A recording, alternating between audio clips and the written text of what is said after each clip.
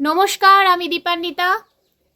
পাহাড়ের কোলে বসে আজকে একটা বইয়ের ভিডিও তোমাদের সাথে শেয়ার করব। এবার পাহাড়ে আসার আগে একটা বই সাথে করে নিয়ে এসেছিলাম। কৃষ্ণনগর থেকে যখন ট্রেনে উঠেছি এনজিপি অবধি যতটা সময় পেয়েছি বই পড়েছি।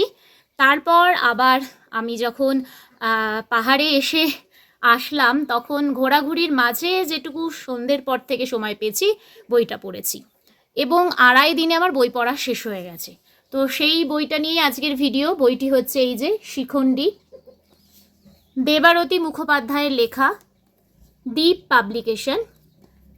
পৃষ্ঠা সংখ্যা 246 আর পেজগুলো খুব সুন্দর। পেজগুলো যদি দেখো মানে সত্যি পেজগুলো বেশ সুন্দর। শিখণ্ডী মহাভারতের বলা যায় একটা গৌণ চরিত্র। তো সেই গৌণ চরিত্র সাথে বর্তমানে মিতিন দাস কিভাবে মিলেমিশে গেছে সেটাই আমাদের যিনি বইটা লিখেছেন দেবারতী মুখোপাধ্যায় সেটা তুলে ধরেছেন।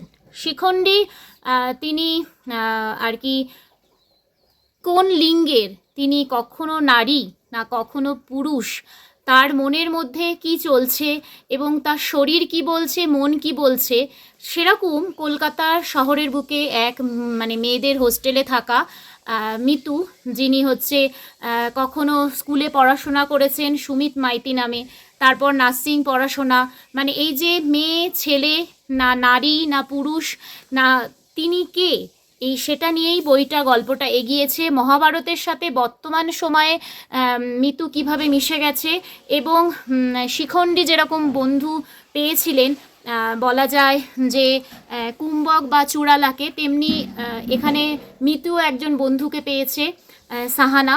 তো তাদের বন্ধুত্বের কিভাবে এগিয়ে গেছে এবং বন্ধুকে কতটা সাহায্য করেছে পরবর্তীতে তাদের নিজেদের মতন জীবনযাপন, সেই নিয়েই আর কি লেখক লিখেছেন।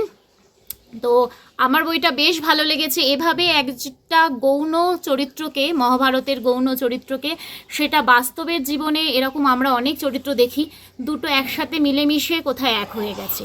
আমার খুব ভালো লেগেছে। তোমরা কিন্তু এই শিখণ্ডী বইটা পড়ে দেখতে পারো।